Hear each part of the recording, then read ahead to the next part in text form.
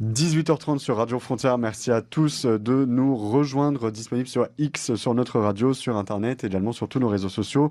17h, 19h, toujours avec Mathilda, porte-parole du collectif Némésis, Stanislas, porte-parole des Natifs et Patrice Suban, bienvenue, président du Nouvel Essor français. Alors, Patrice Suban, vous prévoyez, vous mijotez un petit week-end souverainiste ce week-end. Dites-nous tout.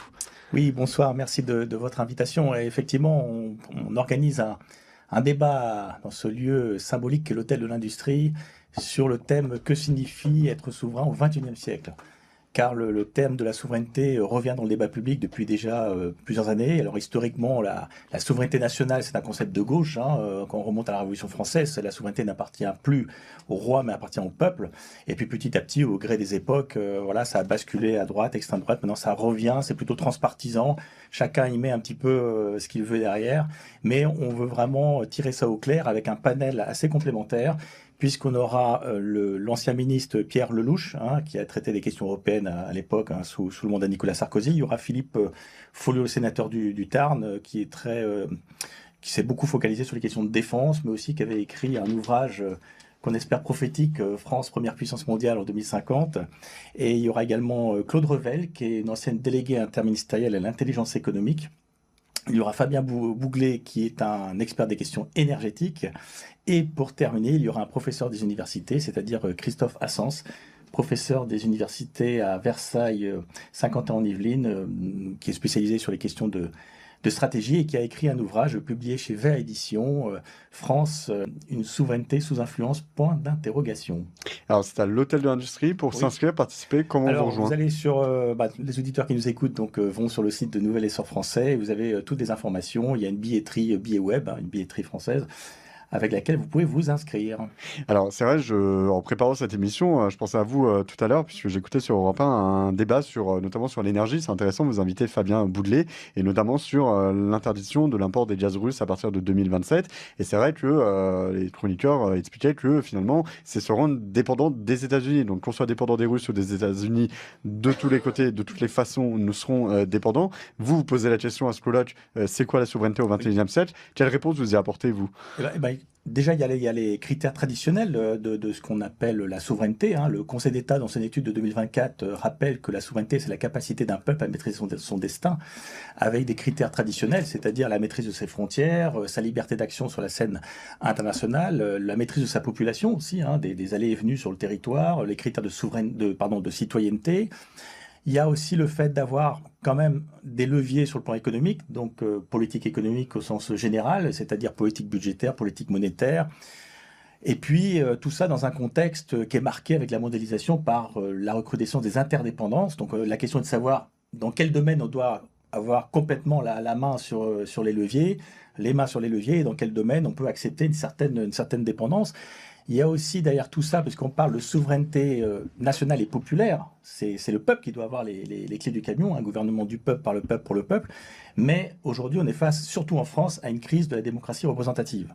Donc ça, c'est un critère quand même à prendre en compte. Et puis, il y a la question des données.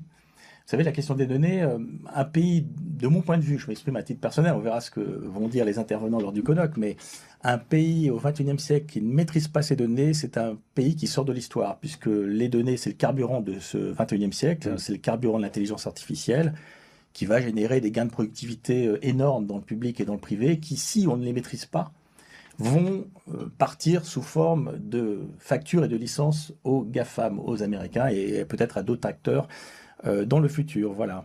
Alors, nos éditeurs se posent peut-être la question. Je me demande s'il manque peut-être pas un sujet à aborder, parce qu'en matière de souveraineté, c'est vrai que on peut s'interroger aussi sur la question migratoire, parce que vous parlez de souveraineté et de démocratie du peuple. Daniel Obono, qui est député de la France Insoumise, a proposé il y a quelques jours d'octroyer le droit de vote aux étrangers. Il y a une vraie question aussi liée à la démocratie de l'immigration qui pourrait être posée dans ce colloque. Exactement, parce que la démocratie est indissociable de la nation. Il n'y a pas de démocratie sans nation, pour, je dirais, deux raisons de bon sens. La démocratie, c'est le régime du débat, ça nécessite une langue commune. Et pour faire en sorte, dans une société libre comme la nôtre, que des individus qui ont des intérêts différents, voire opposés, pour que de temps en temps, ils regardent ensemble dans la même direction, il faut des repères extrêmement puissants issus de l'histoire et des terroirs, capables de transcender ces clivages socio-économiques. Et je ne vois guère que le drapeau et la Marseillaise et l'identité française et la langue française pour faire en sorte que de temps en temps, un trader et un chômeur pas qualifié regardent ensemble dans la même direction. Voilà. Mm. Et tout ça, ça pose la question, évidemment, comme vous le dites, de la citoyenneté.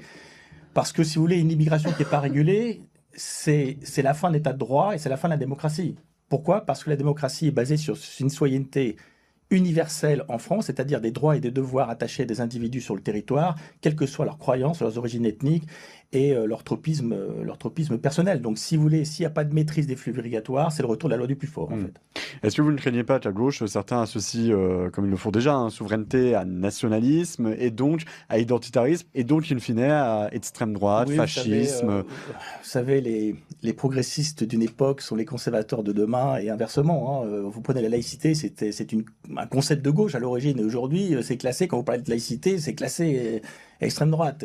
Et la souveraineté, il y a encore quelques années, c'était un gros mot. Souverainisme, souveraineté, souverainisme, c'était classé extrême droite. Après, c'est venu la droite. Et maintenant, il y a des gens à gauche qui s'en emparent. Arnaud Montebourg, c'est un fervent défenseur de la souveraineté. Et même notre président de la République parle de souveraineté. Alors, je ne sais pas ce qu'il met derrière, parce que bon, pour moi, souveraineté européenne, à partir du moment où il n'y a pas de peuple européen, CF, la définition du Conseil d'État, la souveraineté, c'est la capacité d'un peuple à maîtriser son destin. Il n'y a pas de peuple européen. Par définition, il ne peut pas avoir de souveraineté européenne. Et vous savez, il veut tout contrôler, Emmanuel Macron, jusqu'à l'information. Donc, faire attention quand même lorsqu'il s'exprime. Vous, qu'est-ce qui vous a emmené à la souveraineté? C'est votre parcours? Pourquoi défendre aujourd'hui la souveraineté? Parce que tout simplement, j'ai la France dans mon ADN, si vous voulez. Moi, je ne suis pas d'une famille politisée, pas du tout engagée. Simplement, quand j'étais jeune, j'avais la chance, mes parents n'ont pas de diplôme, un certificat d'études, on va dire. Mais j'ai eu la chance, je suis breton, mais ça c'est pas. Et la souveraineté bretonne, ça c'est important. Ouais, non mais c'est pas lié, mais c'est juste pour vous dire d'où je viens. J'habite Paris, mais je suis pas parisien. Et il y avait des livres à la maison, parce que ma mère lisait beaucoup, et donc je me suis passionné pour l'histoire. Qui dit histoire de France, dit histoire militaire. La France est taillée à coups d'épée, comme disait le général de Gaulle. Qui dit histoire militaire, dit des certain nombre de figures comme Bonaparte, comme général de Gaulle. Et général de Gaulle ayant fait Saint-Cyr, ça m'a amené dans une carrière d'officier, de militaire, et ensuite, quand on est militaire, on est prêt à risquer sa peau pour son pays, mais on est spectateur du déclin qui se mue en décadence. Et donc, c'est extrêmement frustrant, ce qui m'a amené à me reconvertir. Voilà, je suis devenu aux fonctionnaires. Et puis ensuite, j'ai aussi découvert le monde du privé, puisque ayant connu les armées et la haute fonction publique, je me suis dit, je connais pas ceux qui nous nourrissent, les entrepreneurs. Petite parenthèse, en tant qu'ancien militaire, qu'est-ce que vous pensez du retour du service militaire facultatif, hein, il n'est pas obligatoire. Mais c'est de la rigolade. Ce qu'il nous faut aujourd'hui, alors, un service national obligatoire n'est justifiable que quand il y a une menace pérenne, déterminé, caractérisé, crédible à la frontière, ce qui était le cas au temps du bloc soviétique, ce qui était le cas avec l'Allemagne pendant des dizaines d'années. Aujourd'hui, c'est pas le cas. Même avec la Russie, mais bien sûr que dit non, Emmanuel Macron. Mais bien sûr que non, c'est de la foutaise. Je suis désolé, mais ils ont le PIB de l'Espagne. Et puis surtout, si vous voulez, c'est un régime nationaliste et pas impérialiste. L'avantage des impérialistes, c'est qu'ils écrivent ce qu'ils veulent faire. Vous savez, Hitler, il avait écrit ce qu'il voulait faire. Les communistes avaient écrit qu'ils voulaient conquérir le monde. À ma connaissance, Poutine n'a pas écrit, Bon, il y a des dizaines d'années, ou il y a quelques années, qui voulaient aller à Brest, si vous voulez. Donc, alors peut-être que l'histoire me donnera tort, mais aujourd'hui, il n'y a pas de menace caractérisée qui nécessite un service national obligatoire. En revanche, parce qu'il faut voir les effets des non, mais ça peut être pour l'éducation, pour la jeunesse, dans ces cas-là, c'est autre chose. On peut faire pas forcément dans le même objectif. Pas forcément que militaire dans ces cas-là. Moi, je serais plutôt partisan d'un service civil obligatoire, filles, garçons, pendant 10 mois, etc., avec 3 critères, comme l'a mentionné d'ailleurs l'école polytechnique, c'est une rupture sociologique, intellectuelle et géographique avec son milieu d'origine, de manière à favoriser la mixité sociale. Mais ça, c'est un autre sujet. Sur les questions militaires, ce qu'il nous faut aujourd'hui, c'est une armée professionnelle. On en revient à l'armée de métier du général de Gaulle. C'est une armée professionnelle de 200 000 hommes comme aujourd'hui, très bien entraînée, avec beaucoup de stocks, ce qu'on n'a pas aujourd'hui. On a une armée échantillonnaire, et beaucoup de réservistes. Là, oui, parce que l'avantage des réservistes, c'est que en cas de grand coup dur, ça permet de renforcer l'armée d'active et d'avoir des hommes et des femmes capables d'encadrer les jeunes. Parce qu'il ne faut pas exclure une mobilisation. On ne sait jamais. L'histoire est faite de signes noirs. L'histoire n'est pas linéaire, elle est faite de surprises stratégiques. Eh bien, le jour où une surprise stratégique arrive, si vous avez beaucoup de réservistes, c'est-à-dire 400 000 hommes et pas 40 000 comme aujourd'hui, eh bien, vous avez l'armée d'active qui fait face au premier choc, et vous avez des stocks pour équiper et entraîner plusieurs, je dirais, contingents de jeunes conscrits, vous voyez. Donc, c'est ce qu'il faut, en fait. C'est une armée professionnelle, 200 000 hommes, très bien entraînés, très bien équipés, avec beaucoup de stocks, et 500 000 réservistes, de manière à faire tampon et d'être capable de mobiliser derrière et de former des jeunes. Stanislas, la notion de souveraineté, c'est quelque chose qui vous parle au collectif Les Natifs? C'est un collectif qui peut vous intéresser ce week-end. Oui, bien sûr, c'est un thème qui, pour nous, est très important, même si c'est pas en soi la priorité de notre mouvement. Mais oui, la souveraineté, c'est un sujet qui, moi, personnellement, m'a aussi beaucoup intéressé quand j'étais un petit peu plus jeune et que je commençais un petit peu à découvrir la politique. Quand on découvre, en fait, plusieurs scandales de pillage du fleuron de l'industrie française. Je pense à récemment une très bonne vidéo YouTube que j'invite à tous les auditeurs à regarder du youtubeur Micode qui a parlé du scandale de J'aime Plus. Donc vous devez bien connaître avec le pillage de cette entreprise qui était un fleuron français qui a créé les puces des cartes SIM, des cartes bancaires, qui s'est fait absolument voler par les Américains, ou encore plus récemment la vente d'Alstom par Emmanuel Macron. C'est un sujet qui est extrêmement grave et qui en fait fait perdre du pouvoir à la France. Donc oui, c'est un sujet qui devrait être très important pour tout le monde. Mathilda, porte-parole du collectif Némésis, vous étiez insurgée il y a quelques jours avec Némésis de ce scandale avec l'entreprise Chine, notamment sur les poupées, les jeunes poupées sexuelles. Chine aussi, c'est le fruit de la mort de notre souveraineté, au sens où j'écoutais la présidente Marine Le Pen, la présidente du groupe des députés RN, il y a 2 jours sur BFM TV, qui dénonçait finalement la mondialisation et le fait qu'on a importé en masse des vêtements chinois, on a laissé des entreprises comme Chine s'installer en France, et résultat, la souveraineté, ça touche aussi les questions migratoires, que vous dénoncez pour la sécurité des femmes, tout est lié en fait.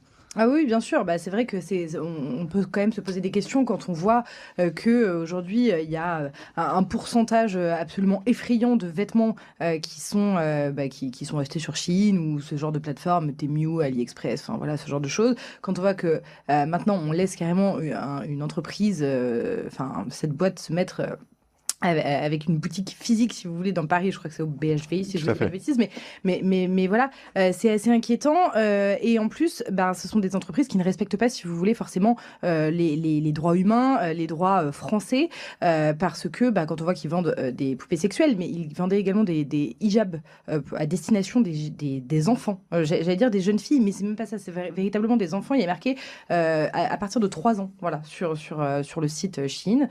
Donc en fait, voilà, c'est assez triste en fait de se rendre compte qu'on fait venir ces entreprises-là en France alors que finalement elles ne correspondent en rien aux valeurs françaises. Et encore une fois, oui, évidemment, c'est une perte de souveraineté. C'est ça, Patrice Ruban, je pense ne pas faire l'erreur en faisant le lien, parce que finalement, tout est lié. Perte de souveraineté dit manque de contrôle de nos frontières, perte aussi de protectionnisme économique. Il y a plein de choses, et ça mène à toutes ces conséquences. C'est éminemment lié à la défense de notre identité. Si vous voulez, il y a 2 injonctions paradoxales en Europe, au sens de l'Union européenne. C'est-à-dire que vous avez d'un côté de l'écologisme, je parle d'écologisme, c'est une idéologie écologique, et le libre-échangisme. Mais ce n'est pas compatible. Parce que si vous voulez laver plus vert que vert en Union européenne, avec effectivement des règles sociales, des normes environnementales de haut niveau, puisque l'objectif à moyen et long terme, c'est de concilier capitalisme avec respect de l'environnement. C'est ça l'objectif. On est capable de le faire avec l'innovation. Mais on ne peut le faire que si on protège notre marché avec des barrières tarifaires et non tarifaires qui vont évoluer en fonction des efforts de nos concurrents pour se mettre sur nos standards, vous voyez. Mais à partir du moment où vous exigez toujours plus de nos producteurs en Europe, et en particulier en France, il y a des surtranspositions, et qu'à côté de ça, vous ouvrez les portes et les fenêtres et vous laissez tout rentrer, ça ne peut pas marcher, et on est en train de tuer notre économie. Alors c'est sûr que... Et notre agriculture aussi. Oui, bien sûr, et on est content de dire qu'on baisse en termes d'émissions de CO2. Oui, forcément, on fait un suicide collectif, il n'y aura plus d'émissions de CO2. Donc c'est sûr que si on continue à désindustrialiser et à tuer notre économie, on produira moins de CO2, mais on va en importer. Est-ce que vous y voyez peut-être aussi une faiblesse du président de la République, Emmanuel Macron, parce qu'il y a une gestion de rapport de force? Là, je reviens sur la question des gaz russes. La Hongrie, Viktor Orban a demandé à Donald Trump de ne pas se voir appliquer les restrictions liées à l'import de gaz russe, parce qu'eux, ils ont bien compris qu'ils en avaient besoin. Emmanuel Macron, il n'a pas cette même puissance, ce même rapport de force. Tout simplement, est-ce qu'il est habité par la France? Vous savez, quand on dirige un pays comme la France, il faut être habité par son pays. Parce que pour résister aux pressions, pour résister à la tentation de l'excès de pouvoir, à l'argent, il faut être habité par une cause supérieure. Est-ce qu'il est habité par la France? Il se met à parler de souveraineté parce que c'est tendance, si vous voulez. Mais quand vous regardez en 2017, il n'a jamais il a jamais mentionné le terme de patrie, à ma connaissance, ou soit très récemment. On ne sent pas habité. Il est habité par... Alors, la seule cohérence que je détecte dans son parcours, c'est une Europe supranationale avec toujours plus de compétences à Bruxelles. Donc transformer nos dirigeants en boîte aux lettres finalement. Donc c'est la seule On cohérence. sent que l'Union européenne, c'est pas votre truc. Bah non, mais tout simplement parce que moi je veux revenir à une Union européenne digne du général de Gaulle, c'est-à-dire un L'Europe levier des nations. d'Archimède. L'Europe des nations, c'est-à-dire l'Europe s'occupe uniquement des domaines dans lesquels elle a une plus-value par rapport aux États membres, c'est-à-dire un levier d'Archimède de puissance, c'est-à-dire ne s'occuper que des quelques domaines où on n'a pas individuellement en Europe la taille critique pour jouer des coudes avec la Chine et les États-Unis. Il n'a pas 36 systèmes. C'est l'industrie de défense, et encore, même nous à l'échelle nationale, on est quand même performants, mais bon, il y a des effets d'échelle. Le numérique, l'intelligence artificielle, la protection de la zone économique avec les barrières tarifaires et non tarifaires. Et voilà, grosso modo, c'est le spatial aussi. Voilà, vous voyez, il n'y a pas 36 sujets. Bien sûr. Mais l'Europe fonctionne à l'envers. Donc, on se repose sur nos lauriers dans les quelques sujets dignes de la taille de l'Union européenne, et puis on ne fait rien pratiquement sur l'IA. À côté de ça, l'Union européenne vous dicte la taille de votre cuvette des toilettes, 5 litres, pas un centilitre de plus, la taille de la banane. J'ai même appris que les poissonniers en Europe devaient mentionner le nom latin sous le nom commun. Vous voyez ce que je veux dire?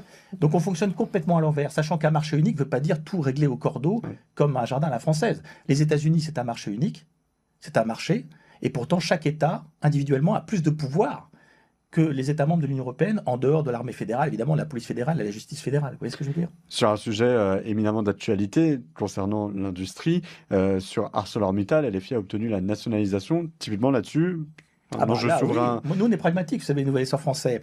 C'est pour ça qu'on se dit ni de gauche ni de droite. Alors c'est vrai que les thèmes qu'on défend sont sûrement plus défendus à droite aujourd'hui, mais on travaille avec aussi des gens comme Arnaud Montebourg et des patriotes, enfin en tout cas des gens qui défendent la souveraineté nationale et populaire. Vous voyez, donc on est extrêmement pragmatique. Donc si sur ce sujet-là, oui, je suis d'accord avec, pour le coup, avec LFI. Alors vous dites ni de gauche ni de droite. Quel est l'objectif de Nouvel Essor Français? Vous conseillez les hommes et les femmes politiques? Vous souhaitez travailler sur les programmes en 2027? Quel est votre objectif? Je suis comme beaucoup de Français, je suis en colère. Sauf que plutôt que de me rouler en boule tous les matins et être déprimé, on a bossé. On se dit, on en a marre. Qu'est-ce qu'on peut faire en fait? Bon, à partir du moment, le système est quand même assez verrouillé. C'est un oligopole politique, c'est difficile de rentrer. Mais en tout cas, nous, on a fait ce que les partis politiques devraient faire, c'est-à-dire travailler. Pour être bon, il faut travailler. C'est pas parce qu'on travaille qu'on est bon, mais tous ceux qui sont bons travaillent.